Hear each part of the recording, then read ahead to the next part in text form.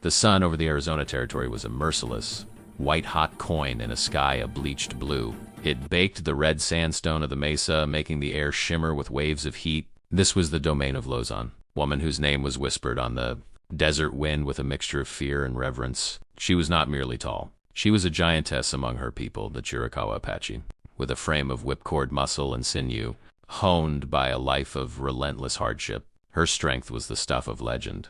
She could out-wrestle any warrior, draw a bow that would break another's back, and run for a day and a night without rest.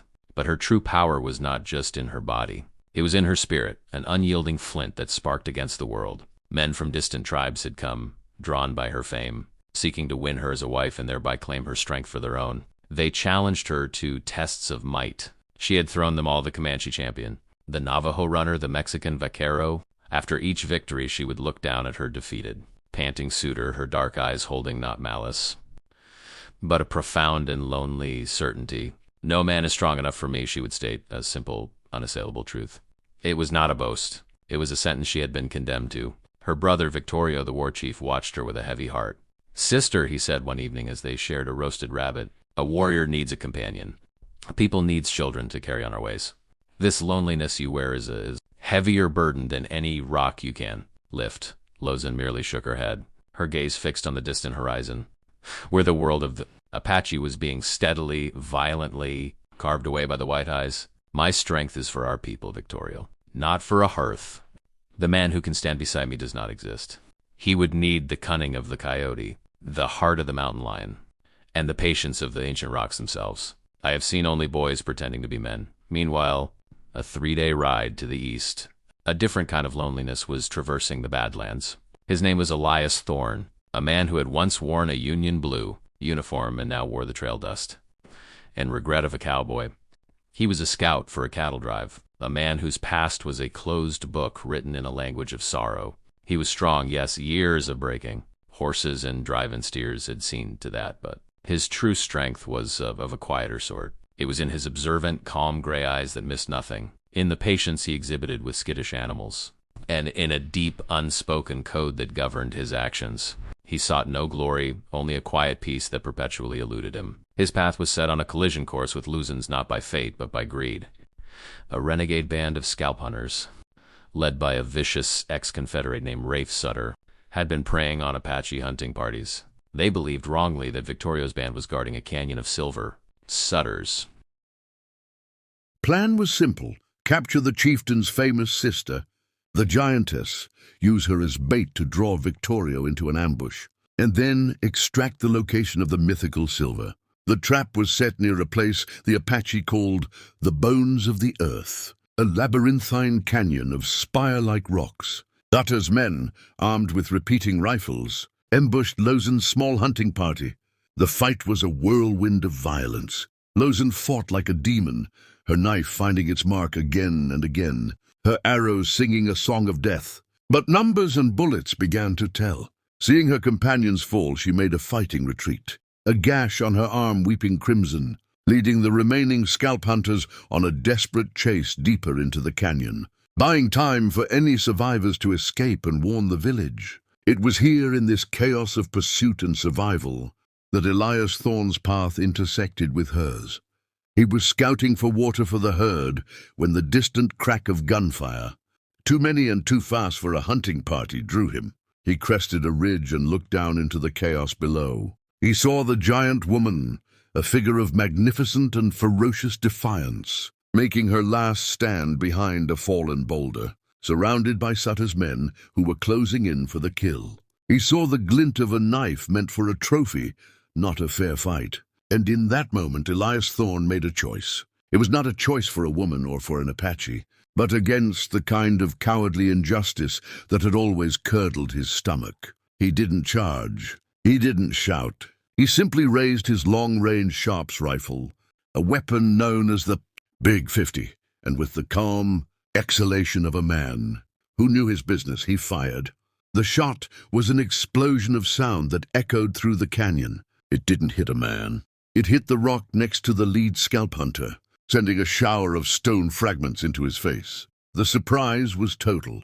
In the confusion, Lozen didn't question the miracle. She saw her opening and took it, vanishing into a narrow fissure in the canyon wall.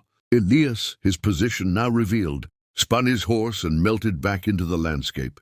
A ghost who had altered the course of a life with a single, perfectly placed shot. Lozen escaped into the high desert, her body aching, her mind a storm of confusion. Who was the shooter? Another enemy? Why had he not shot to kill but to distract?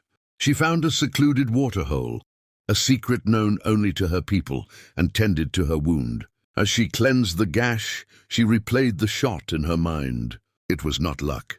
It was precision of an almost supernatural kind. The following day, moving like a shadow through the pinon and juniper, she found his trail. He was good, this white-eye, his sign almost invisible. But she was Lozen. She tracked him not by broken twigs, but by the subtle disturbance of the earth's spirit, by a silence where a bird should have sung. She found his cold camp hidden in a box canyon. He had no fire. He sat alone, chewing on a strip of jerky, his eyes constantly scanning the ridges. He was not like the others. There was no bluster, no carelessness. He was a part of the silence. She decided to confront him. She stepped from behind a large boulder, her knife in her hand, her posture a clear challenge. Elias Thorne did not startle. He slowly finished his jerky, placed his hands on his knees where she could see them, and looked up at her. He did not reach for the Colt at his hip. "I suppose a thank you is out of the question," he said, his voice a low, gravelly rumble, devoid of fear or aggression. "Why?" Lozen demanded, her voice cutting the still air. "Why did you interfere?" Elias met her gaze. "Didn't care for the odds. You are one man. They are many. It was not your fight. A man defines his own fights, ma'am," he replied. "Sutter's a snake. Whatever his quarrel with you, it's based on a lie. He thinks you know where to find silver," Lozen scoffed. "The earth is not for cutting. It is for living on. This silver is a ghost that will get him, and his men killed." "Don't doubt it," Elias said. "But he's between you and your people, and he's between me and my herd. It appears we have a common problem."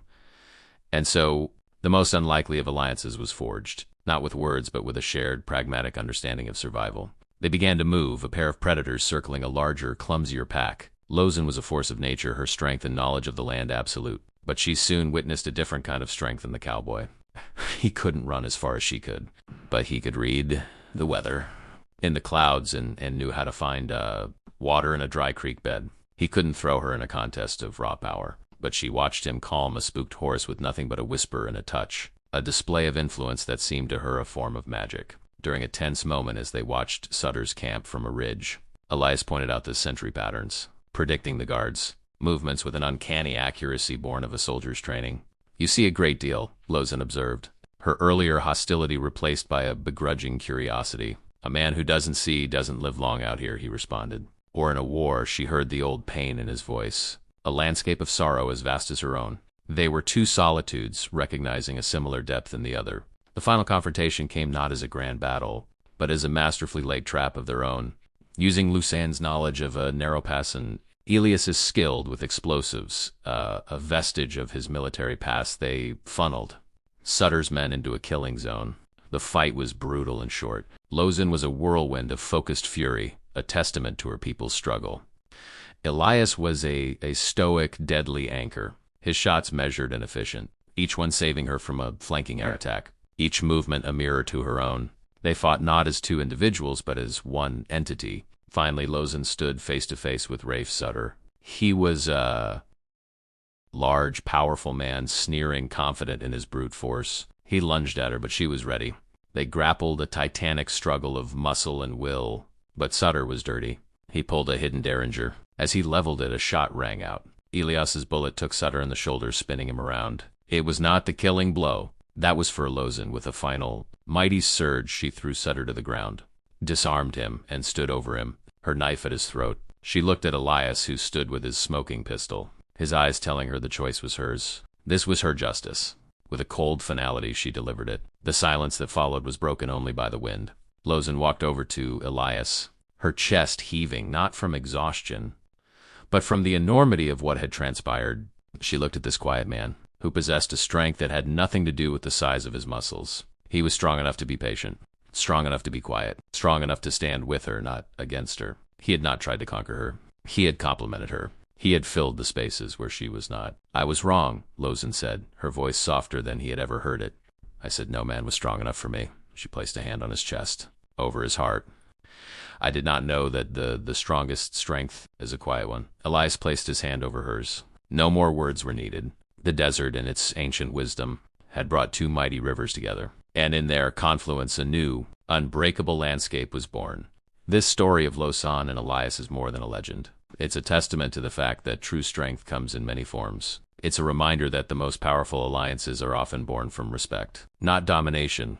The American frontier is filled with forgotten tales like this, stories of incredible people clashing cultures, and raw survival that shaped a nation.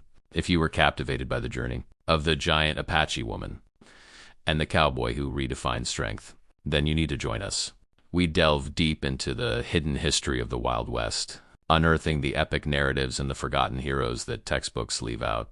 We don't just tell stories, we bring them to life. Your next frontier of adventure is just a subscription away. Hit that subscribe button and ring the notification bell so you don't miss our next journey into the past. The West is waiting for you.